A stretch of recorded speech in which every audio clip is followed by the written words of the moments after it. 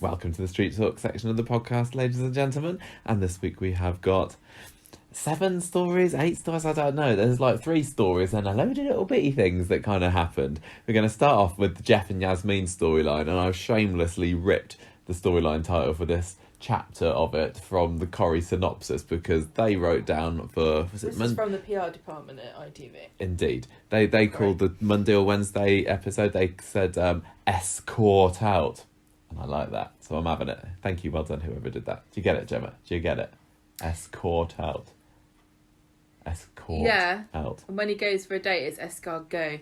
Yeah, and I'm not, and he goes in as escort because was it like 3 times we heard that joke over the 2 episodes? Joke as well that they kept saying, or another thing they kept saying. Yeah, they did, didn't they? There were 3 times. Oh no, it was about Asha's PE kit bailing out Greece. We heard that 2 or 3 times. That writer was really proud of those jokes. It's okay to make the joke that people repeat the joke sometimes, but not twice in a week. I mean, 3 times in a week for 2 different jokes when there's only 3 episodes a week. I know. We've got the Shona storyline. I'm on fire with storyline titles for this now, Gemma. Mid-podcast last week, we came up with The Show Must Go On. We could also call it Let's Get This Show on the Road to Recovery. How sweet. Or The Shown Stranger. Anyone want to go with any of those as our official storyline title for Shona's return? I think The Show Must Go On is fine. Is neat, isn't it? Asha flashes, or should that be Oak Hell? Oh God. And then we've got all the other ones. We've got the Gary and the Kelly, we've got the Ollie Wobbles, we've got the Winter Blues. These storyline titles, I just have this image of us in the future sitting in like an arbitration room trying to explain why this is funny and not really insensitive to somebody who's trying to sue us. I thought you were going to say like when we're old and wrinkly and we're in the old folks home together and all we've got is, got our armchairs next to each other and I keep coming up with funny puns. Keep coming up with funny puns. Yeah. I'd like to see you try to do one. What? Pair by the grace of grace. Huh? You know.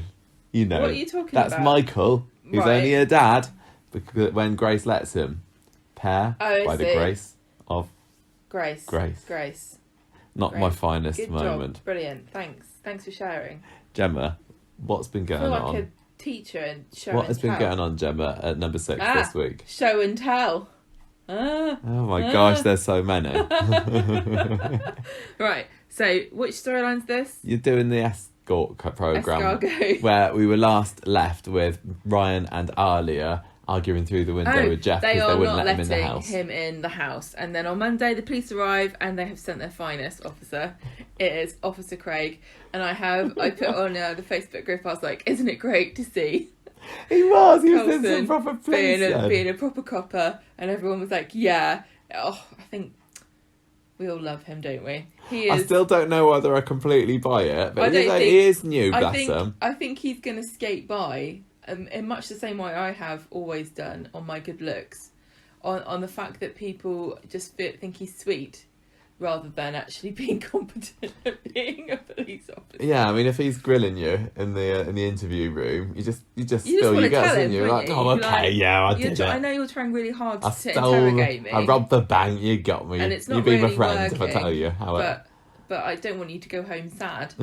So here you go. The funniest bit though, and to be honest, I think it was my funny highlight of the week was when he forgot Ryan's surname, because his way to be a proper policeman is by calling all of his neighbours by their surnames. Mr. Metcalf, Ms. Whatever Nazir, your name is. So on, with Ryan, and Ryan's like, for heaven's sake, Craig, we live together and you've even handed me my post. Yeah, bless him. He must have gone process of elimination, detective work here. It's nobody I know, so it must be Ryan's. I would be like, he's Michelle's son, and everybody knows Michelle Connor.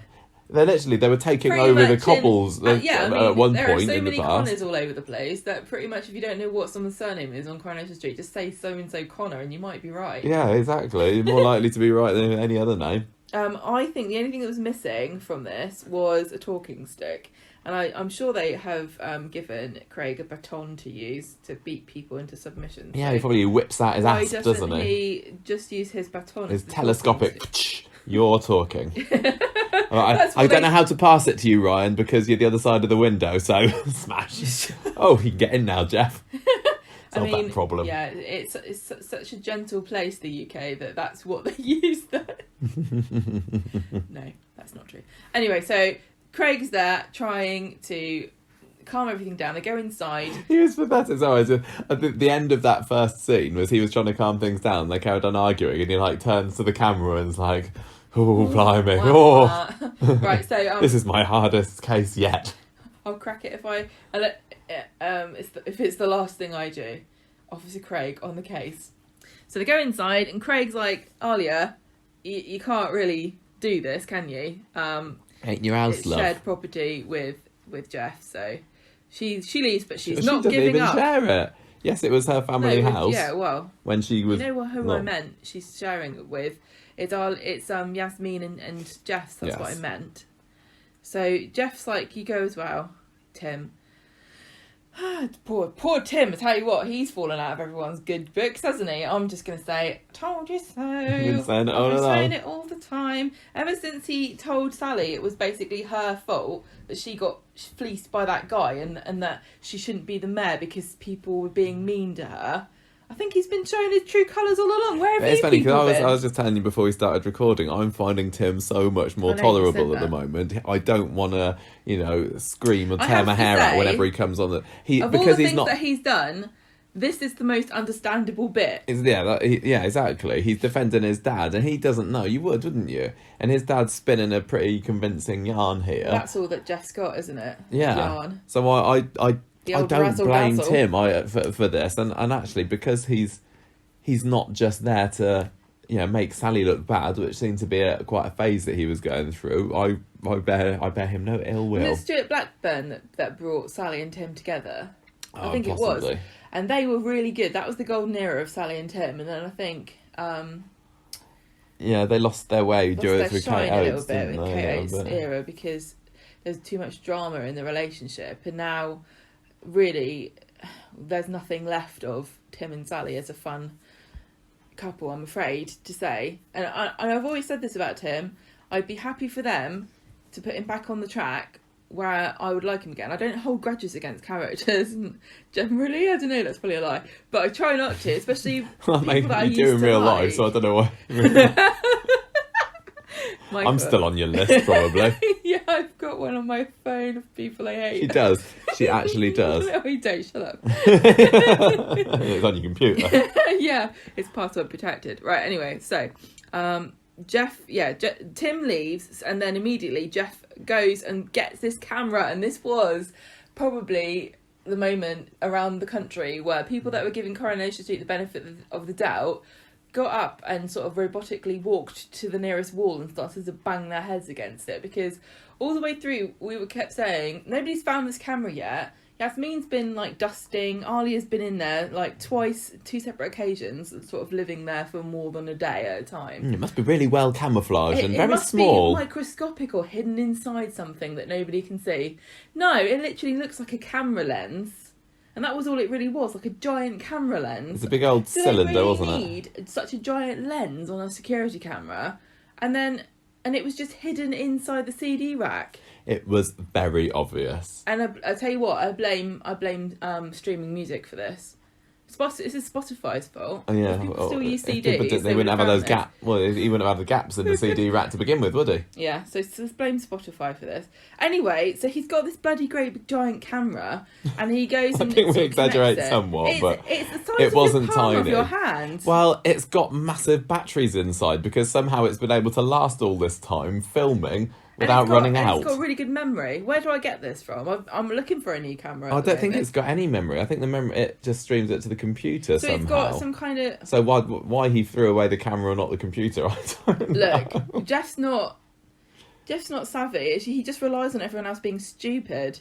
Yeah. So he goes to the laptop, he starts looking at these files and deleting them, which is incredibly incriminating, because if you've got a batch of files and you've been recording every day, seemingly every minute of every day, and then miraculously a big section is missing, it's going to look a bit suspicious. Well, he said, it was on the blink. Well, look. I don't think he deleted anything other than that No, he just particular then deleted lot. a section. Although he might And have he done might had have he just had put more it- chance. Put it into the. It's probably just in his recycling bin or on his PC. Do you remember when they first introduced the recycling bin? And it's like, ooh, how PC recycling. Maybe we'll do that one day. How PC, is that a joke? Yeah. So anyway, Tim walks in during the middle of this and immediately realises what's going on. Geoff, there's really no hiding it now. It's on the table. It looks like a camera. It doesn't actually look like a camera. It looks like a lens. I've never seen anything so weird in all my life. He could have, he didn't have to say it's a camera. It could have been a bit like a Bluetooth speaker or something like that, couldn't it? I don't know if it looked like a speaker. It just looked like a camera lens. He could have said, "I've got Or a it's little just a tin of camera." mints or something. It's a tin of mints. I'm going to make some bolognese." Funny. Shut up. So he says this is a camera, but it's for security, but it's gone on the blink and it didn't record anything. And he starts crying and saying, really insinuating that he needed this camera to protect himself from Yasmeen. And he said, "Oh, I should have told the police. Now it's too late because there's nothing on here." And I think then he makes Tim promise not to tell anybody, which is very suspicious. But luckily, he doesn't want to. He doesn't want the whole world to know he's a sad, pathetic loser who had to record his own house. Yeah, exactly. So he's like, "Don't tell anyone, Tim." Tim's Okay, Dad. Yeah, okay, that sounds good to me, Dad. Tim says, "Geoff, you're so pathetic. I mean, Dad, you're so pathetic. You should come and live with me and Sally." And then I don't think Sally wants that to happen.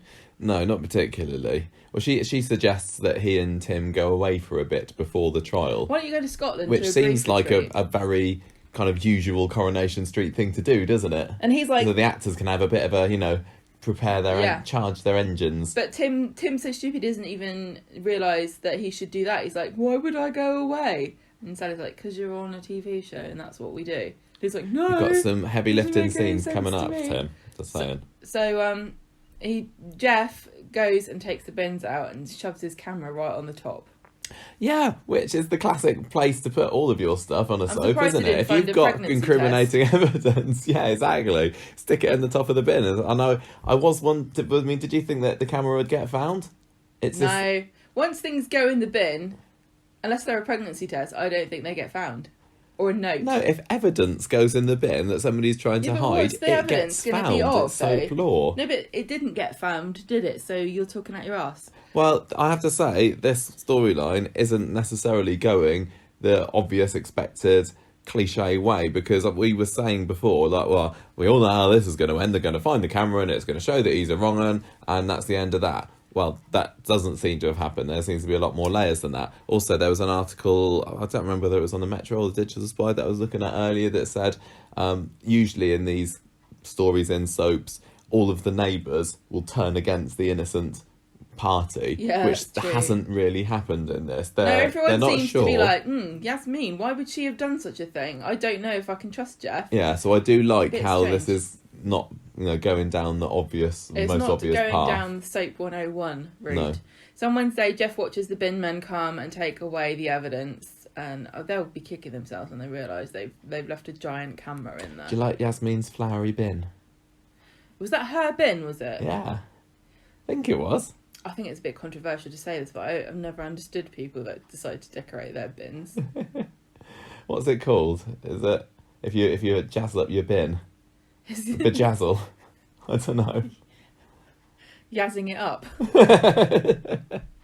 So Imran goes to see Yasmeen.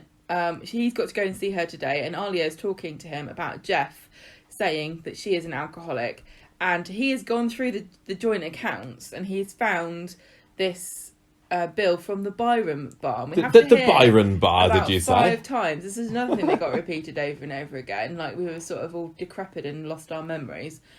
The Byron bar is not to be confused with the Byron bar, because they're two completely different people who also happen to be poets.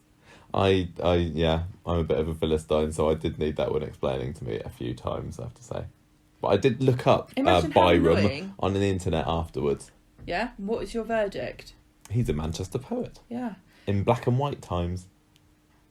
What does that mean? In black and white times? Yeah, there's like an old Old Was he a picture. photo? No. Photo. So he was a... He had like a... I You don't make know. yourself sound really I stupid. know. Imagine how annoying it would be, though, to be a poet who's so good at your job that you're famous, but to always be confused with someone else who's just incredibly famous compared to you, and your name is just a variation that sounds like a spelling mistake. What, you mean like Coronation Street and Conversation Street? Yeah, a bit like that. Yeah. So he goes and asks Yasmeen about this, and she doesn't even know where this place is. She's very quiet. She doesn't want to drop Geoff in it. But Imran knows there's something that she's not telling him, and wants to know if there's anything that they can use in her defence. And he's kind of like trying to push her into sort of saying, was he bullying you, controlling you? What was he doing at the hotel? And she's like, oh, do you really want to know? Is that right? Yeah. I don't know who was saying that sentence. So at the Metcalfs, Tim spends a lot of time arguing with Sally about how people are reacting and whether Geoff's an innocent party, and he's calling like Alia deranged and pointing out that they have to be a united front, and if she's a part of this family, she has to be loyal to Geoff, because Yasmeen is now no longer part of the family, seeing as what she glassed the patriarch in the throat. Imran then tells Alia about what he'd learned from Yasmeen, which is that there were escorts, and that it was some kind of dating thing for his work, which is what Yasmeen had been told by Geoff, but then he told her that's not what happened later, but she's sticking to that as the party line, basically, that he was still researching this dating thing. Yeah. Ali's like, that's a load of rubbish. And he also says, more importantly than that, Yasmeen is going to plead guilty to, I guess it's going to be attempted murder. Yeah. Sally then sees Alia in the pub by herself, enjoying a delicious glass of orange juice. There's something about the orange juice in the Rovers. It's just the only soft drink that they sell there. Better than anywhere else. Well, didn't Billy have a lime and soda today? He did, actually, didn't with he? With lots of ice. So she says, how is Yasmeen doing? And Alia's like, and so Sally has to sort of calm her down, and Alia starts talking about coercive control and all this stuff, and making Sally giving Sally pause to think that perhaps Yasmeen, there was more, though she'd been pushed into what happened, and it wasn't just because she was an alcoholic who wasn't allowed another drink. Yeah, I mean, by this point, Sally was already had her suspicions about Geoff, doesn't it? And this just confirms Sally's them even further. Yeah. Well, not confirms them, but it's swaying her to the light side. Yeah. She says, it's weird that Yasmeen didn't seem to know that she was supposed to be paying for this wedding. And Ali's like, you don't even know the half of it, actually. Geoff goes to the pub, and Alia and Sally are still talking. And when he walks in, like you said earlier, it's not like the typical soap thing where everyone's trying to buy him a pint and saying how hard done by he's been. Everyone is giving him the side eye. He's making Eileen's antenna twitch. Yeah, that's right. When she said that, what kind of insect did you imagine she envisioned herself to be? I don't know. Because I just had this really vivid image of her as a big ant. I kind of imagined her with just with a TV aerial on your head. Did you? Yeah, well, I mean, that sounds quite good to me. You can watch it wherever you go. Yeah, but you'd have to sort of push it down when you went through tunnels. Anyway, so... You can imagine having Corrie broadcast directly into your head through your antenna. I'm sure that will be for the 75th anniversary. So everyone in there, like Carla, Brian, Kathy, Eileen, they're all a bit suspicious, and he sees Alia and Sally talking. So he goes and confronts Sally, and she says, we weren't talking about it very much at all. And Geoff says that Alia was going to say anything to make Yasmeen seem innocent because that's her gran. So she sort of zooms off, and Geoff goes as well because he realises that nobody's really interested in seeing him. We don't like around. your sort round here. Well done. Says Carla. At home, Sally tells Tim about the fact that Alia told her that Geoff had been seeing an escort. And he thinks that's stupid. There's no way his dad's ever done anything like that. And he says, Daddy, what do you think of this? And Geoff's like, And so we have a break, and then on Friday... Oh, yeah, that was the Wednesday. That was a great cliffhanger. That was a cliffhanger, because it's like, how is he going to get out of this one? So he just admits it on Friday. He says, yeah, I did. I went to go see 2 escorts, but I was driven to it. It's all my wife's fault. She withdrew all physical contact from him, and I was lonely and desperate. And that's what we were arguing during that night. And Sally's like, really? That's what you were arguing about? Because you told the police that you were arguing about drinking. So which one was it? And just like, it was both, actually. And I didn't mention it at the time because I don't want my name dragged through the mud, and I don't want everyone to know about it. Which is fair enough. I mean, it is pretty gross. And then he goes and sulks in the garden while Tim and Sally have a discussion. And she's like, Tim, don't you think... And listen, Tim, when your wife says something like this, you just agree. Tim, don't you think it's gross to go off and see an escort and to go to a prostitute for sex when you're married? And Tim's like, well, you know, when your wife is a frigid cow, I guess you have to get it where you can. As though, like, a man can't live without having sex with something. As long, it doesn't have to be, like, it could be anything. It could be just a bunch of blankets piled together in the corner, from the way Geoff was talking about how desperate he is. I liked how Tim inadvertently gave away maybe his internet viewing habits. Well, when yeah, Sally was like, you wouldn't said... go on the internet, would you? And he's like, what for? You dirty bugger. And he's horrible, disgusting. So I don't think Tim's like, yeah, oh, it's terrible, but I don't think he looks very convinced. It seems to me like... Don't you think Geoff's the kind of guy you like, when his son turns of age, he goes, oh, let's go down the local prosy road and get yourself a woman. You're a man now, son. Yeah, you go, it's 50 quid, go see what you can get for it. Yeah. STI and a good time. Anyway, it's not prostitute, it's sex worker, and you shouldn't shame the women. I know, I've seen Afterlife. Oh yeah, that's true, it's a very good programme. So Geoff goes, he has to go and tell the police about this now, it's kind of come out. So he goes to DS Abney and he tells her... AKA? DS Fringe McBangs. And she's like, oh, I like a good McBang as for the rest of them, but I don't think you should do it when you're married. You can have a McBang now, they opened the drive-thrus just yesterday, didn't they? We went to KFC though, it was great, there was like, no queue at all there. Everyone's over at McDonald's. Well, everyone's at McDonald's, let's go to KFC. Oh, that was so nice. Anyway, he's seen an escort, and it's not the first time, basically. And it makes me wonder whether he's going to use this excuse. Like, as soon as women find out he's been off shagging somewhere else, they get psychotic and try to kill him. So it's not his fault. He's got a string of failed relationships and domestic abuse. The poor chap's probably got a sex addiction. Well, ask David Duchovny about that. Do you remember that scandal when we were... No, because I didn't watch Friends. I didn't really pay attention to that. Friends? Oh no, The X-Files. That's David Schwimmer. Yeah, no, I don't know celebrities. It's a good job that we don't know celebrities, and you're like, we're at a friends reunion, you're like giving David Schwimmer dirty At least I didn't looks. Stay away from my wife, Schwimmer. At least it wasn't David Nielsen. They're all the same, these dirty Davids. So he says, yes, I've done it before in the past. And she said, well, CPS is going to need to know. We might use this as mitigating circumstances to explain... I don't know. She's basically saying they can use this, or we could use this. Yeah, because it explains her motives, but it's also mitigating factors for explaining why she did it to sympathise. People will sympathise with her, perhaps. Yeah. So Alia then finds out from Sally that she's told bloody Geoff, and she is absolutely livid at her, going, "Look, you just told him what our strategy is, and giving him a motive, Yeah, why did you do that, you stupid cow?"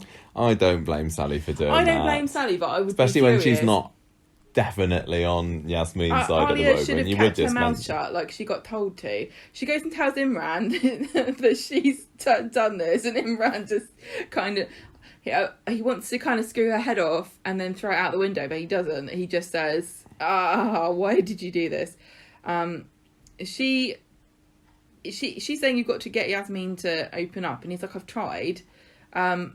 So the plan is that they have to get her to plead not guilty, because at the moment she's, like we said earlier, she's going to plead guilty, so there's not even going to be a trial. But if she pleads not guilty, there will be one, and she'll have a chance to defend herself. So Alia decides to go to prison to speak to Yasmeen to try to convince her that this is the best strategy, and she fails completely. She finds out about the chlamydia, and Alia gets really upset about this. But Yasmeen, no matter what, is still convinced and determined not to mention the escorts in court. And she said, I'd rather be in here than have that come out in court. And Alia's trying to plead with her and says, this is the last chance you've got to sort of save yourself. But don't think Yasmeen... I think Yasmeen is still blaming herself, trying to protect Geoff, trying to hide her shame. Yeah, it's a lot of shame involved, isn't there? She feels like she's failed. How's she going to plead, Gemma? But the thing is, though, we've seen Geoff dragging Yasmeen up the stairs to go and have his wicked way with her. So we know that all this stuff about her not putting out or not, isn't true, because he was treating her like some kind of sex slave. Yeah. He's so disgusting. Yeah. Do you think, though, is she going to plead guilty or not guilty? She's going to plead not guilty at the last minute. Yeah, I mean, at the moment, the way she's acting, it wouldn't surprise me if she said guilty, and it almost seems like I'm still feeling a little bit tired of her not just growing up, shutting down and not talking. Yeah, about it's like, it. come on, Yasmeen, we know you've been treated badly. I'm not victim blaming or anything here, but yeah, I want her to have fight back. Yeah, I want her to have a Shelley dumps Shelley at the altar moment in court, where she says, no, you're right, he's been controlling me all along, and Alia's there going, honestly, if I kind of can imagine it in my mind, and in my mind you've got a kind of like a Pat Feeling kind of bit where Geoff's there staring at her, giving her evil looks, and she's in the dock, and Alia's crying in the gallery, and then the judge says, how do you plead? And she looks at them both like one and the other, and then Geoff kind of gives her an evil look or something. He does something horrible, and then she says, "Not guilty," like in Chicago. Yeah.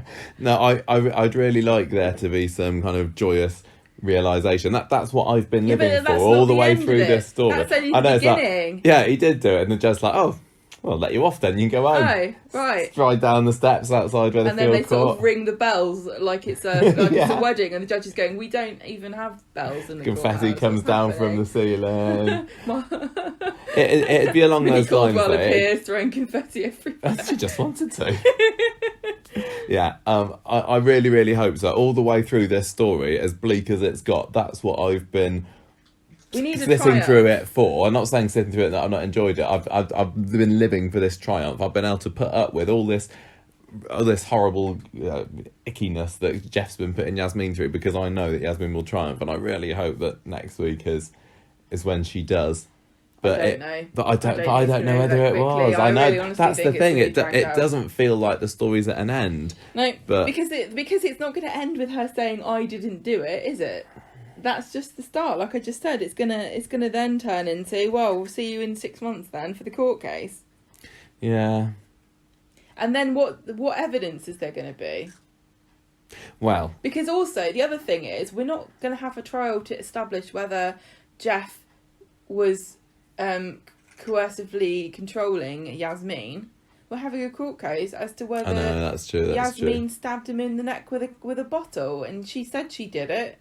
He clearly got stabbed in the neck with somebody, and her fingerprints are all over the place, and he said she did it as well. Well, the fact that he's changing his story a bit about what they're arguing about. The other thing, because he's got plausible deniability. I know, but no man's going to say he's starting to slip an up. Argument about me going to see a prosy and giving her chlamydia. He's starting to slip up, and I think he realised that when he was standing out in the garden in today's episode. He's feeling sorry for himself. Yeah, and the other thing was when Tim was standing over him with the camera, and and Geoff said, "Oh, Yasmeen and I needed it to feel safe or whatever," and Tim's like, "Oh, so Yasmeen knew about this camera, did she?"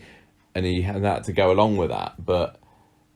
Well, he did. The thing is, he did tell her that there were cameras in the house. Yeah, but he didn't know about that one. Yeah, she didn't know about that one, but and that was another thing that he said to Tim. Don't tell people about this camera. Yeah, I know. And I wonder whether Tim's gonna accidentally drop his dad in it by saying, "But what about the camera, Dad?" Because he'll think that camera proves that Yasmeen has been being a cow to Geoff all this time. That'd be real kind of poetic justice if he's foisted by his own petard of a Why are son. you using the sentence again when you said last time you didn't know? I started Did you saying look it up, it. did you? I think that makes go with sense. it? I'm going to go with that. The That would be great. thing about coercive control is, like, as we found out recently, it's a criminal offence in the UK, in England, and in Scotland. But you have to. The thing is, you have to collect documentation over a prolonged period of time that proves what happened, like financial and I don't. It seems very difficult to be able to. I don't know how often it's been taken to court and how successfully it gets prosecuted. But I mean, they've got all the banking details, haven't they? She didn't know it was happening to her. How can? It's really nice. It's really good that they have actually made this a criminal offence, because I can imagine that it isn't in some countries. It's just like that's how a husband treats his wife, or whatever, vice versa. But you have to know that it's being done to you to be able to document it. And lots of women and men don't realise that this is what's happening to them. They just think they're in a relationship that's not that brilliant. You know what I mean? That's part of the thing. Yasmeen only really recently realised that her marriage was in trouble. Well, she just thought she was the one with the problem. Geoff's kind of been documenting it for himself with all this video footage. Well, he's deleted some of it. Who knows what else he's deleted? I mean, if all he he seemed deleted to have that, deleted he must was have deleted the video that he filmed of her where he was abusing her and holding a camera in her face. I think that's still going to come back up again. That, then yeah, I know, but logically speaking, if he's smart enough to delete that, he's smart enough to delete everything. But all we saw him do was delete there's 5 or 6 entries in his video log on his computer on the week running up to the stabbing, and he maybe would have done more, but we don't know because Tim came around. Although, to be honest, he could have deleted more after Tim left, couldn't he? We didn't get to see that. We don't know. He's not on trial for coercive control, and I don't think the viewing public would really want to watch this turn into a different court case about something different. I think we need a bit more of a smooth path.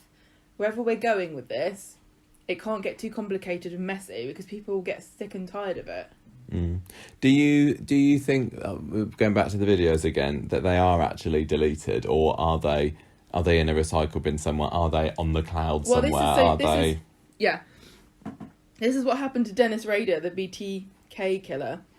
He didn't kill anyone. Like, he went through this thing and he was murdering women, and then he stopped for ages and ages and ages, but he couldn't. He absolutely fell in love with how cool he was about being a serial killer, and he started writing to the police. And he's like, if I send you a disc, can you find out who sent it to you? And they're like, no, we'd have no way of knowing. So he sent them like a floppy disk, and on this floppy disk it had like written by Dennis of so and so church, and they just looked up who's the Dennis at a church called that, and they found him straight away. So this wouldn't be the first time a criminal has dropped themselves in it through computer illiteracy. I mean, Geoff didn't even really try that hard on his computer to hide the fact that he was videoing them. No, because when it was literally there was 5 icons on the desktop. One of them was it's like desktop, recycling bin, picture file, and then it's like shortcut to escorts for you, and then spy camera. Yeah, and that doesn't really make sense, because Yasmeen has been on that computer, hasn't she? She found Jeff's password. She went on there to try and spy. I'm going to have to investigate really hard to find out what's going on here. Yeah, that doesn't really make sense to me, that she was so tied up with wanting to go and read his emails that she missed the big icon saying house CCTV. But, never mind. Well, if Geoff's stupid and doesn't understand computers, then it probably stands He's not the first Coronation Street character. Very true. And let's face it, it's not just the older generation that have trouble. There are younger people now who can't use basic programs because they spend all their time on their phones and they don't know what Word is. Yes, I can vouch for the fact that some young children do not know the first thing about using PCs. Do you think that they could get Rachel, the escort? Is she gonna is she going to be interviewed? Either she could go to court, or Alia could go off and do a little bit of investigating at the agency, find out what did Geoff talk about with you. What could she say of any interest? I can't remember what exactly we saw Geoff talking to her about, but she was probably just having a go about Yasmeen. I don't know. There's really nothing that she can add that I mean, she could definitely find out that he parties- wasn't going to see them for the radio interviews thing. But he said he didn't. He told Tim that he was shagging around because he's such a lusty man. He can't possibly bear to go without sex for more than a week at a time. He should have the snip. I don't know. It feels to me like we haven't seen the last of them. The other thing I wonder about in court is, whenever this hearing or whatever is going to be, are we going to have Sally and Eileen and Kathy and that there again? Are they going to say anything? I've been really... Sally has been great this week. She's been... I love how they're using her as the one that's piecing together the pieces, because somebody had to do it. There's been so much evidence, but it's just been spread around, and she's the one that's actually putting the puzzle pieces together, and she's been ace. She's been and she's not been idiot Sally or anything, has she? She's been when you get your character that are buffoon eyes on Coronation Street, well documented Sally phenomena. Sally has been in the past, but at the moment she is playing it completely straight and doing an excellent job, might I say. Yeah. But I don't know whether I don't know how still this is going to play into her and Tim's wedding. It feels like there may be some kind of coinciding between the wedding and major court developments. Do you think that Sally and Tim are still going to get married? Oh, I hope not. I think they will. Yeah, me I think too.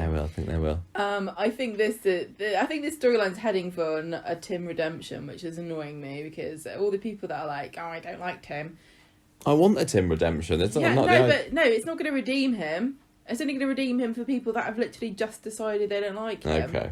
Not for people that have been saying for ages, like I have, this guy's a loser. Why does anyone pay any attention to anything he says? I think there's going to be a lovely wedding for them, and there's going to be you're right, all the bad blood between the viewers and Tim is going to be washed away. Right, let's move. Hang on a minute. Oh, go on. We found out that Craig is still a special constable, preliminary policeman, and he's going to become a proper policeman on the 22nd of June. Yes. Whenever that will be. Is that... That's 22nd of June on the old timeline. So that's going to be, August or whatever. So it's around April still. Yeah. April, maybe the beginning of May. No, it's still probably April, isn't it? I think they're still in April at the moment. So he's still got a couple of months to go. But in real life, in timeline now, he should be coming up to it. Yeah. I wonder what you have to do. Do you think there's like an exam? Probably. They're like, what do you call people? What's this guy's surname? Yeah. Right, okay, let's do our show must go on story then. So David has just found out at the end of last week's episode that Shona's done a runner. So David storms round to number 8 and has it out with a minion who I did look into. Her name is Alice. Yeah, they mentioned her name today. Yes.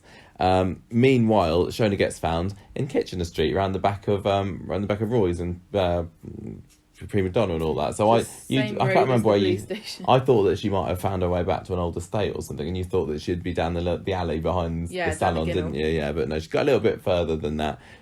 Roy rescues her, and that was so sweet this week, wasn't he? Lovely Roy. He is the nicest guy in Weatherfield, and he's like, "Do you want to have a cup of tea, Shona?" Like, yeah, that would work on you, wouldn't it? If a strange old man invited you around into his back entrance with a tempting cup of tea, you'd be right in there. Yes, please. But he gives her a double chocolate chip cookie. Her and she says, favourite. that's my favourite. And he says, I know. Yeah, he starts to fill her in on the fact that she used to work there. And she's like, she seems to like it there. And it made me think a little bit. Do you remember when she was in her coma and one of the things David did was record cafe sounds and played it to her in the coma? I mean, stranger things have happened when people have heard things in a coma. Yeah, true. Pat and Seb. Yeah, maybe he should have played himself being sarcastic. Yeah. And then she would have woken up and gone, oh, my ear. But anyway, it feels... I just want to add in, when I was doing research for the other bonus podcast that we did this week, I came across a reference to Julia Golding talking about her coming back from maternity leave and how she originally how she got a job on Corrie, and she said something like, "Oh, I used to really love watching Coronation Street, so I went on the set tour, and when we went looking at all the different sets, I immediately knew where Gail's kettle was, and I was like, ha! That's why Shona knew where the tea bags were. It's all linked." Maybe. I wonder whether that was an inside joke. I don't know, but it just seemed quite. I thought it was quite funny. Maybe she mentioned it in the interview because that's what happened to the character. Yeah, possibly. Maybe it's a little Easter egg for people that are paying attention. David comes around the cafe and they're making slow progress, aren't they? Yeah. Before she didn't want anything to do with him, but now she is at least talking to him, but she's got no desire to go home with him that evening. And Alice says, well, maybe we should go back to Leeds now, Shona. And so they head off out the door, but Shona gives a goodbye as they go. So she's being courteous. She has courteous and curt are two different things. No, I know. I've written curt here, but she does give a curt goodbye, but she's doing it courteously. I don't think so. I think all the way through, she's still got like a touch of the Nick about her, where this brain damage that she experienced has turned her into a bit of an arsehole. Oh yeah, absolutely. She has no filter, Shona. I'm loving her. Yeah. I mean, which we get to see a little bit more on Wednesday. But going back to Monday, David asked Roy if Shona can come and live with him for a bit because he collects up all the waifs and strays of Weatherfield and turns them and kind of recycles them and plops them out fully formed members of society. And Roy's he has a bit of a think, but he agrees at the end of the episode that he is up for the challenge. Well, it's like now Carla's moved out, I need another waif. Well, he's got Nina, that's the thing. He had Nina and Carla at one point, and now he's only got one. So anyway, Roy, Shona and Alice on Wednesday are meeting up in the cafe, and he's going to go and show her around with the intention of saying if she wants to live there. With the nickness of Shona was there in full force on Wednesday, the second scene with them when they were up in Roy's flat, because I think she asks about the sewing machine, and Roy's like, "Oh, that's Nina's now, but it used to belong to my dead wife. You didn't know her. She died of pancreatic cancer." And Shona just starts out laughing, doesn't she? It was hilarious. I know, it's really bad. Inappropriate. I don't know what it was. I think she hasn't. Because then later on, she goes to get something out of the oven and she touches it with her hands. She burns herself. Yeah, she's got the chocolate cookies in the oven, doesn't she? And it's like we did the test on her to see whether she recognises a giraffe and a lion, but we forgot to do the test where we say, what do you say to somebody whose wife died of cancer, and how do you get a cookie out of the oven? Yeah. Also, she meets Nina and says, "You look like something out of an old movie." How does she know about old movies, but she doesn't know that hot things burn you? The mind is a mysterious organ. I mean, this must happen. They must have done some research to see that this happens. Nobody just comes up with this. I wonder. Julia Goulding strikes me as the sort of person that might feel bad about even acting when she was laughing about the pancreatic cancer thing. I wonder why she reacted like that. Do you think it was just like stress? Like, I don't know how to react to this. I'll just laugh. I don't know. She just seems to have regressed into a bad girl, didn't she? But I don't know whether she was ever being a bad girl. I think that some people have issues where they don't know how to react to things, and laughing is kind of sometimes just an inappropriate response that immediately comes to you. I don't know. It seemed like she. How did she decide to laugh? Well, I think it's just really, like I said, the brain, said it before loads of times on the show. I really like abnormal psychology, and this is a very interesting. But Shona has definitely chavved up since her return. They're just doing like her hair a bit different. Yeah, she's got she's got her ponytail is like really high on her head, and this is like the invisible signal.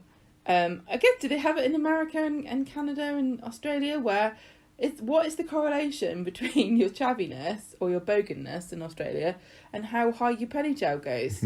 Where does this come from? I don't know, but it's a sign here. But the performance, it's so subtly different from the usual Shona. It's still very much Shona. She's got a lot of attitude. Yeah, it's attitude, isn't it? And it's also, I tell you what it is. It's a defence mechanism, because Shona knows she's vulnerable, And old Shona would have done the same thing. Protect myself because everyone's my enemy.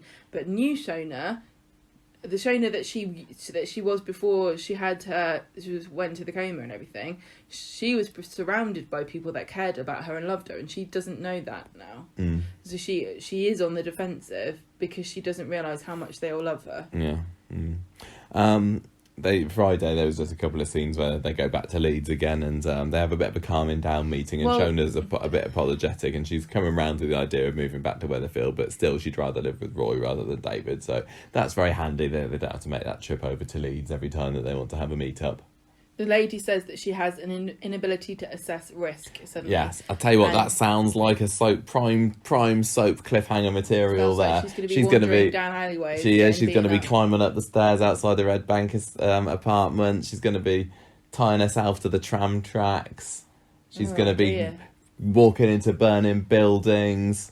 Can't wait. I do hope it's not too long before she's back to normal, but I'm interested to see elements like that if it is part of her recovery. I like where the story's going. Are you enjoying? Yeah, I'm enjoying. I think I'm actually enjoying David and Shona more than I ever have, because I'm not one for them as a couple, and you are. But they're more interesting now than they have been. And I love how it's Roy. I mean, as I've spoken before about how it's weird that Billy's not seemingly involved in this story at all. I think it's a bit annoying to me. I'm kind of a bit... Roy just seems to be the one that always ends up in this situation, and it's kind of like, he saved Carla, he saved Nina, he saved Shona. But I mean, he was her old boss and friend and everything. It makes sense that it's not just some random. Getting a bit silly now. Oh, but it was so sweet. I want to have... He can't just be the one that saves everybody all the time. Oh, I think to me it makes sense that he's saving Shona. I want there to be some nice, and towards the end of the episode scenes, like some after dark up in Roy's flat, the lights are down, and they just have some real nice kind of character moment chats, like he has had with Carla, and they're just, the sort of things that they leave you feeling all warm and fuzzy inside. I'm hoping for more of that sort of thing in the story. I just hope that they never get into any great detail about how he and Hayley got together, because if she laughed at pancreatic cancer, goodness knows what she's going to say. Well, I wonder whether, he it took him a little bit of time to accept David's proposal of Shona coming to live with him, but I suppose if he thought about it, he thinks, well, it's not going to be too bad, I don't know what Shona's like, but I wonder whether he's going to live to regret it, because it's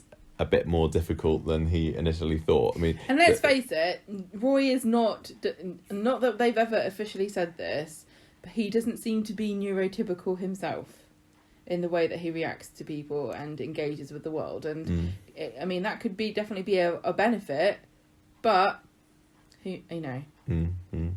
Okay, so I don't know. It could make it a bit more of a struggle. I'm enjoying this sort of stuff. Anyway, I'll pass it over to you, Gemma, for the next story. Oakell. Monday, everybody, just so you know, Asha's PE kit could have bailed out Grace. Yeah. I don't know what that means for Ardy's. Has he just got a pair of shorts? Maybe. And it was cheaper. Maybe. Who could you bail out with that then? The Vatican. I don't know. Smaller. Right, so on Monday. They're kind of doing all right. Monday, Dev marches through the corridors. He's been to see Mr. Griffin, hasn't he? He's been to see Mr. Griffin, who has been in the show. Yes. I didn't mention this in last week's podcast. I think I didn't know about it at the time, which would make sense.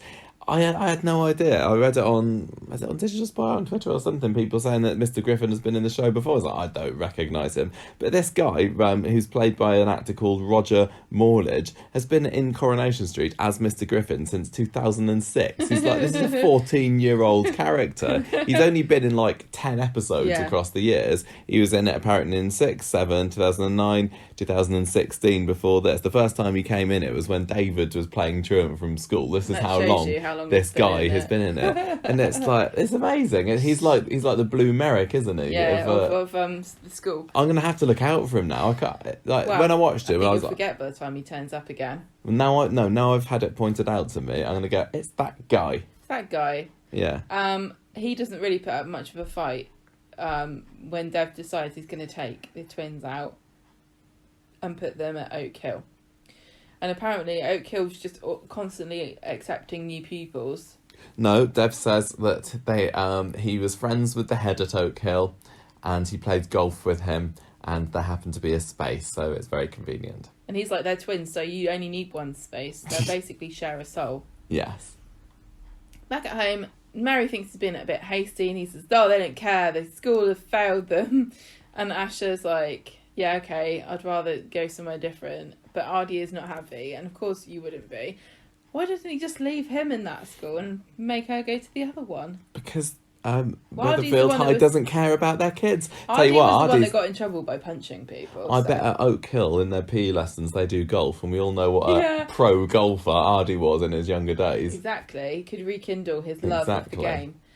game. So Dev tells Mary, yeah, I can afford it. It's fine. Don't worry about it. Amy comes in. She's really upset, and she thinks she's losing her mate, and they have hugs. But Asha's like, no, I have to do this. Nobody's talking about the fact that going to a posh school, literally the only reason to go there is to hobnob with other rich kids. And so that you can, when you grow up, you can go, oh, I play golf with that and I can get my kid in that school. That's literally like the major reason. And they're going into the school as social pariahs already. I know. So she's gonna have to start greasing the wheels in there. Otherwise, there's no point paying all the money to go. Well, she does work in the prima donna half time, so she's probably got enough grease to spare. Yeah, this is why there'd be no point in sending me to private school because I can't even network by myself. Just too shy. You can, you're very fine. No, I'm not. On Wednesday, Dev is he's so sweet. Takes photos of the twins in their uniform. Very expensive, and he says that Oak Hill's so posh that they've got a bust in the library and they have classical music piped into the corridors. He reels off a whole list of things that Oak Hill has that makes it the best place. I don't know whether they were making a joke about bust. Didn't Ardy say you know all about that to Asha because of her getting her bust out online? Her all the way through the week. Yeah, he makes jokes about page 3 girls in tonight's episode. Yeah, he's like, doesn't I he? learned about page 3 girls. I'm like, do you know what? I'm glad that kids don't know what that is anymore, but I don't believe that kids his age wouldn't have heard of page 3.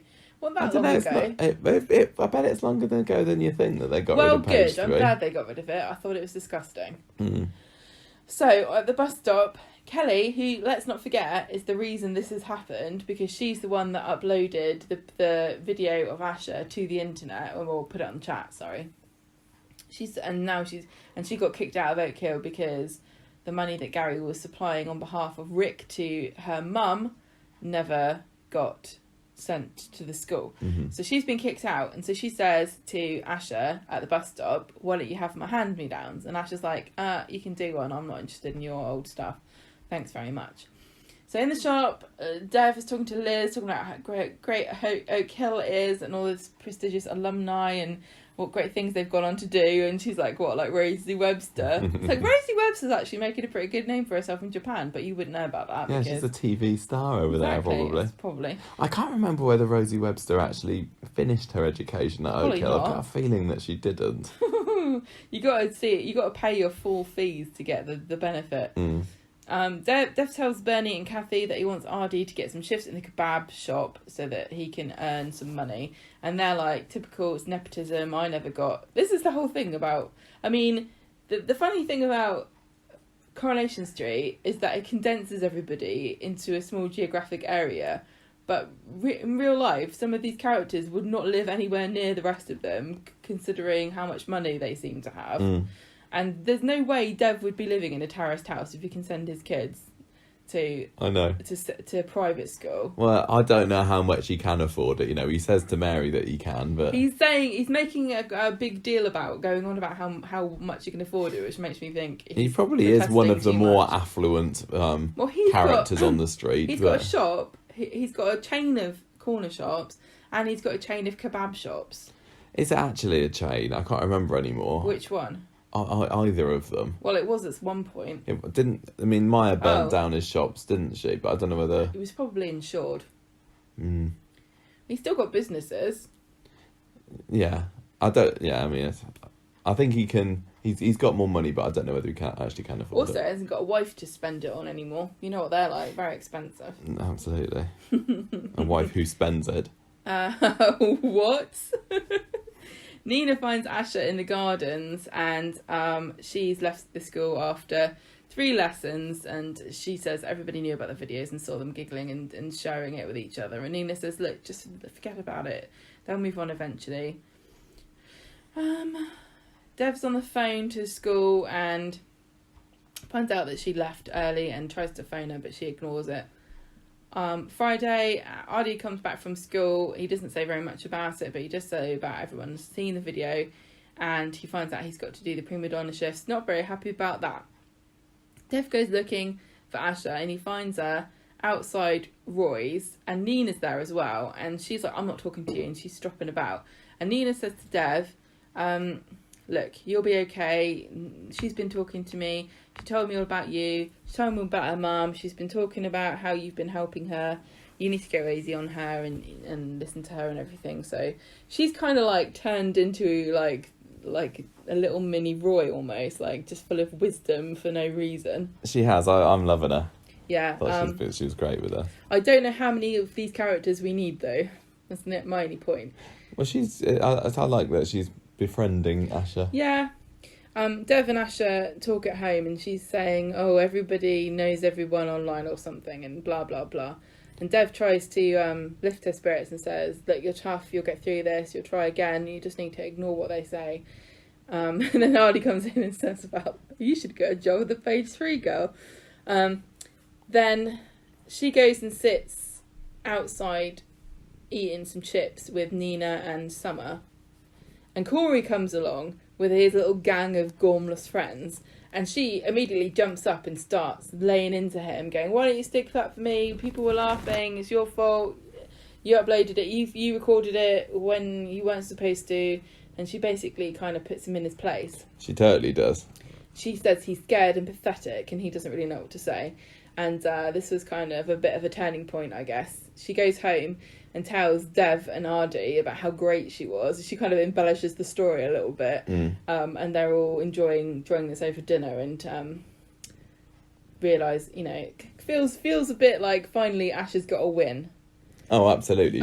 She has come out on top. Yeah. Today's episode. She goes home, and later on she gets some messages from Corrie going, oh, I'm sorry, how are you? Like that, and she kind of smiles like smugly, and like she's triumphed. I just hope that she doesn't go, oh, Corrie's nice to me, and he is a nice bloke, and he does fancy me. It didn't feel like that. It felt I know, like, but in real life, you're weak and pathetic and grovelling now. Well, and you deserve it. Yeah. I felt that this was a very positive end to the story. It felt like an end, didn't it? It almost didn't feel like it needed any more. I mean, there's obviously more that it could go, because I'm wondering things like... why are they going to Oak Hill? What's the purpose? All of that could have been dropped out of this, and just had her telling Corrie is a stupid idiot. And then the next day at school, everyone's talking about how Asha told Corrie it was an idiot, and Asha's calling Corrie stupid now. I mean, I don't know. Yeah, I mean, I do wonder, is Dev gonna keep them at Oak Hill now? The main reason that they went there is to try and get away from all these horrible teenagers that know about the video. But they still knew about it. They still know about it there. And which, to be honest, so much money on this now, because he's got those reputation managers that couldn't get rid of it, and now he's sent them to private school. Yeah. Anyway. I don't know how far in advance he's paid, so I guess that she's going to be there for a little bit anyway. And just because you leave Oak Hill, it doesn't mean that they're going to accept the back into Weatherfield High or anything like that. If she came back in September to Weatherfield, everyone would be like, oh, that's the girl that left because her boobs were on the internet. Yeah, so maybe they're stuck with it there now. How old are they? Like 14, 15? Oh, well. They've still got a while to go in education. Yeah. I was just... She should have timed this boob thing a bit later on, save him a bit of cash. I was surprised that they didn't consider that the video might have shown up on the Oak Hill children's computers as well. Because Asha was very quickly won round to the idea that, let's go to a new school, fresh start, blah, blah, blah. And it seemed to me that it was quite likely that they would have seen it, because there would be people... There's always kids that know kids in other schools. Yeah, exactly. And she said, oh, everybody knows everyone's business online. So yeah, it seemed a little Especially bit these naive days. to think that they would be able to get away from it Even that when I was quickly. kids, there was always kids that knew other kids in different schools, Mm. and we didn't even have the internet. Yeah. But I don't know. I just wonder whether this is actually now going to turn into a story of Dev's financial ruin, because It does seem a bit pointless to have it in otherwise. yeah, I mean, they're having Ardy work more shifts at Prima Donna. They Well, didn't. he's not going to earn. Dev's not going to earn money there, is he? He's only saving the wages. Yeah, that's true. When I one of my little theories, and I don't know how likely this is that maybe Dev will fall on such hard times that he'll have to sell up the shop. And who do we know that wants to buy up all the businesses down that end of the street? You're right. And he doesn't want. I did have a look at Ray's plans again, that little picture from whenever it was 3-4 months ago, and there was definitely nothing over that side of the street. It's pretty far from the bistro. It's like it's right next to the bistro. Sorry, I it's was just thinking of Prima Donna. yeah, no, it's opposite the cabin, and Ray seems to only want to take over the posh side of the street. I But do think if beggars he's can't be choosers. If he was going to sell anything, he'd sell Prima Donna rather than the corner shop. Yeah, maybe, Yeah, but I mean that doesn't matter. no, not at all. So I don't know. That's just a little theory. It feels Good to me theory. I like that. feels like this is leading towards financial struggles for Dev, and I can't believe I'm getting a little bit interested in the thought of the prospect of a character having financial woes, because it seems to happen every 6 months or so. And just like real life. So let's just remind everybody about this Ray thing. So it was, who found this? It was one of our listeners. Yeah, but in the show. Daniel. That's right. And it was Ray's solicitors. They went round there to try to find evidence of the fact that Ray had bought women off that he had molested. Yeah. And or done something to them to keep them quiet. And so Daniel went to the solicitor's office and got into his computer, and very, very briefly on the screen there was a map of Coronation Street, and the section on the right hand side, if you're looking the cabin and the posh side, the factory, even side of the street. all of that was kind of covered in hatching, like it was going to be redeveloped into something. Yeah. And we know that Ray has now got control of the bistro and also the garage. So that's like the fan theory that we've been developing on the show, is that Ray has got some nefarious plans to demolish the street, and it's going to be something to do with the 60th I would have anniversary. just sort of thought that he'd be moving a little bit quicker, because he hasn't really tried to do anything else for months. No, but too busy employing racists. Yeah, it would be a very fitting 60th anniversary tie-in storyline, because the 40th anniversary was about protecting the cobbles. And so I think that would be quite cool. Yeah, I think so. But I don't know. I just wanted to remind people who might not didn't know what I was referring to. Yeah. What did you enjoy Asha's sticking up to Corrie at the end of the episode? Because I felt that it was going for triumph, and it totally nailed it. Again, Tanisha did a fantastic job, and I was cheering her along. It didn't sometimes things like that can come across. It felt a bit more believable to me than the Ed haranguing Dom, whatever his name was, the other week with the racism stuff, where Dom just stood there and let Ed humiliate him in front of everyone. Is you confusing Don and Dom the same as Byram and Byron? Yeah, because Corrie just did try to defend himself, but it was like watching somebody trying to hold back a water cannon with a piece of rice paper. It was like, no you, and it didn't work. But I was happy that it felt more believable, because he did at least try to protest his. I liked as well how they had Asha up on the raised platform. Yeah, good point. And he was down on the street, so she was literally looking down on great. him. And I did like that. She's won. I thought, and she said he was pathetic, and it's great. Yeah, it feels like that. Even though in real life that wouldn't be the end of it, it feels like a nice little cut-off point for this. And I'm not at the moment asking, what next for Asha. I tell you what a dangerous girl gang. Asha, Nina, and Summer are terrifying. Summer, oh god, yeah. Between the three of them, they probably know how to make a nuclear bomb and blow you up with it. Wouldn't they? Definitely. Summer would know how to do it. Nina would be like, yeah, we should blow him up. And Asha would be the one to press the button because she got mad about something. I thought it was funny when she was bragging about it at dinner time and everything, and it was a nice too, family moment, wasn't it? And she was making stuff up that didn't happen, which I thought was funny. There's so much bickering between families in Coronation Street sometimes. Yeah, to have a bonding family moment was lovely. There's very little relationship building ever in Coronation Street, beyond what's now needed they've gone for to bed.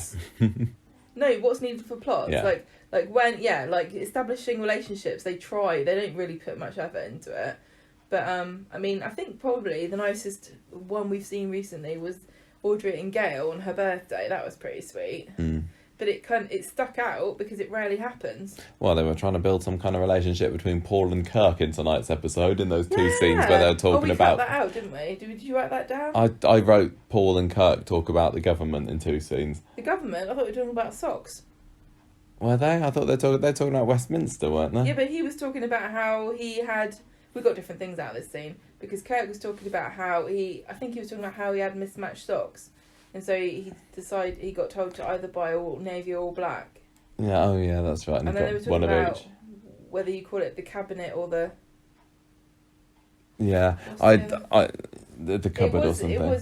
It was one of those moments that was written in to be like, oh, this is just a moment of characters having a chat about nothing, which Corrie always used to do, and they don't do that much of that these days. But and they had another. It just was a chance for my brain to switch off. You keep bringing this up about Kirk, but we can never remember any specific examples of him being illogically stupid to the point that it becomes offensive to watch because nobody is that dumb. Where he says, oh, where do they all the government, they all go in that room, the cabinet. How do they fit in there? How do you get grown people inside a cabinet? And it's like, I know. No one thinks that. It's just stupid. Anyway, so great stuff with Asha. Just a bit of a diversion there. I felt there were quite a lot of female characters actually this week that I was cheering on. I've been just cheering on Asha. I was cheering on Nina when she was giving Dev parenting advice, which is lovely. I was cheering on Sally this week. I was kind of almost cheering on Alia as well, actually. So I liked it when Alia found out that Sally just went and blabbed. It was like, what did she expect? Yeah, this is Sally. You do know her. She's a gossip. Right, come on. Let's finish this off. Let's whiz through our final stories. So we got Kelly and the Killer. On Wednesday, Adam's talking to Imran about Kelly because he saw her in the cafe, and then Imran catches up because Kelly and Summer are walking along outside after school, and he kind of like squares up to her really quickly. It's like, you don't realise how creepy you're being, Imran. Perhaps just back off a bit. Looming over her. Where's your dad? I want to speak to him. And they sort of scurry off and sort of giggling, but then Summer tells her that Imran is the brother of the lady who died in the factory roof collapse. I don't know if this is perhaps paving something. Yeah, they've been dripping this in for a few weeks now, haven't they? And so, get on with it. Kelly comes in looking for a lost calculator in the cafe, and I thought this was really odd because I wouldn't have imagined that kids had calculators. I know, they just use their phones. They're probably not allowed to, but I was thinking. Then I thought to myself, no, be fair, because we used to have scientific calculators. You know, those like really expensive. They cost £100 when we were at school. Did they? Yes, they were so expensive. You could get them, My £15 parents at couldn't Smith's. really afford things like that, but we had to buy one for school, and it had all these stupid scientific things. I never worked out how to do. Cos, tan, sine. Oh gosh! And she went in. I think it must be one of those fancy ones. And no, it was just this giant orange white and orange calculator, like a baby uses. Gosh, you can't be in an advanced maths class. So anyway, she comes in looking for it. Gary's there, and he says, what did Imran want? And she says, it was after my dad. He says, don't tell Imran anything. And she says, I couldn't even if I wanted to. Only you know where my dad is, right? And sort of goes off in a huff. And then Gary speaks to Billy and says, have you spoken to Kelly's mum yet? Because Billy's looking after Kelly at the moment, isn't he? And it's like... Yeah, that was all a bit this week. It was maybe next week will be the week where the wheels kind of quicken up a little bit there. I just find that the more it stretches out, the less believable it is that Kelly doesn't know or care where her dad is. You know, he's been missing for a year now, and she's just happily believing that he's there in Europe, not making any contact with her. He's not phoned her. He's not. I think he seems like a bit of a nerdy world dad anyway. He's not messaged her. He's not texted her. This is the first time he's not written to her. Do you know what it's called? What? You know what it's called when Rick sends someone a letter? No. Rick Mail. Yeah. What? That's funny. It's funny. Let's do the next. You carry on. Rick Mail. Yeah. We watched a video of him. We were doing about George's Marvellous Medicine at school today, and we watched a Jack and Laurie video of Rick Mail reading it out. He was brilliant. Good. Children didn't know who he was.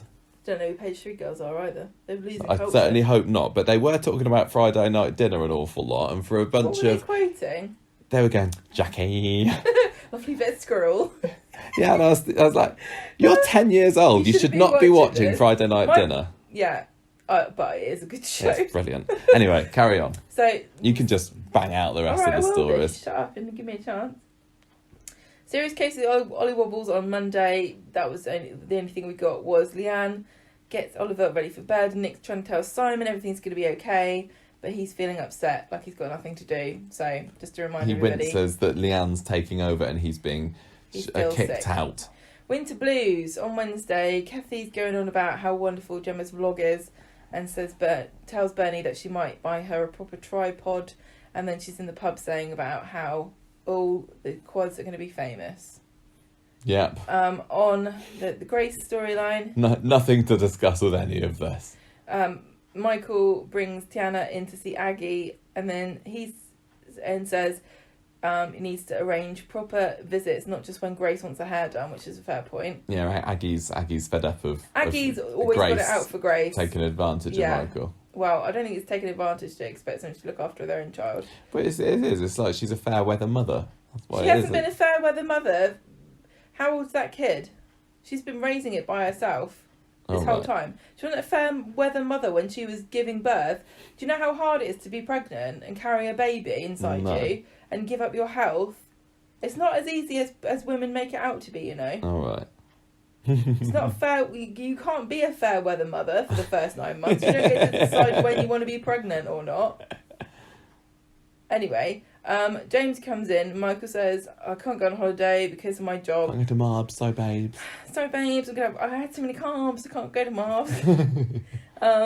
Can't go because of my job. I want to be a good dad, and things are getting really good between me and Grace. Things are hotting up. I wonder whether this means that James is going to go on holiday with somebody else and get papped or something. Oh, he might do, mightn't he? With somebody who isn't his relation. Yes, another man perhaps. Another man. Maybe he'll go with Tommy O. Seems to be his only other friend. Yeah. Anyway. That's it. Apart from Kirk and Paul talk politics. Yeah, we've already talked about that. Politics and socks. I tell you what, I'd like to be a fly on the wall when they talk about Dominic Cummings. Right. Scores and characters of the week this week. I struggled to find a character of the week this week, not because there wasn't anybody that stood out, but because, like I was saying earlier, I was cheering on a lot of characters this week. I could pick Nina, I could pick Sally, I could almost pick Alia, I could pick Asha for sure. I think Asha's pretty. You reckon? I liked her telling Corrie. I loved that moment. That was a real, triumphant moment there. That there's not. If Coronation Street was a teen movie about Asha's life, that would have been the final scene. Yeah, I can't think of many reasons why not to pick Asha, but then equally, I think her strongest competition is Sally in this. The fact that she's not just going along blindly with what her husband says, and she wants to investigate. She's using a bit of independent thought, and she's sowing the seeds for Geoff's ultimate downfall. So I've really, really been enjoying Sally as well. And like I said, Sally Dinover is playing it brilliantly. She's playing it proper straight. But you say you're going with Asha then? Yeah. I think I have to as well. One thing that Sally was is funny, a really close second place, but I think for that was Asha's moment to shine. And one thing I thought was really funny about was Devon Devon, Asha were talking about Michelle Obama, and Asha Oh, yeah. was like, "Oh, she's off herself. She's too aloof." What's your score? I am going to give it. I'm gonna give Oh, it go on. 3.5. Yeah, I'm going 3.5. Poorly hidden cameras. I am going to give it 3.5 prostitutes at the same time, which is my reference to what was it? Tim said Geoff said that he'd seen two prostitutes, and Tim was like, "What, at the same time?" Yeah, we know what his internet searches are about. Yeah. Yeah, good week this week. I think tonight's episode was probably my favourite of the week, and it was probably Asha that helped to get there. Yeah, it was a nice feel good triumphy moment. It was. It wasn't corny, or it was well written. That's the thing, it wasn't corny. Yeah. And those sorts of things where somebody triumphs and sticks it to someone. You kind of end and up feeling like you're the one being lectured as well as the person who's being told off. Absolutely, I didn't get that. It was not at all corny. Very well done, very well performed. And the moment between Dev and Asha and Ardi was really nice cherry on the top. And I really hope that the future is bright for the Alahans, because they've not had much to do for a long time. Yeah. This could be the moment where This is the Alahans come Alahan to Renaissance. the fore. Yeah, Yes. indeed. Good stuff, Coronation Street.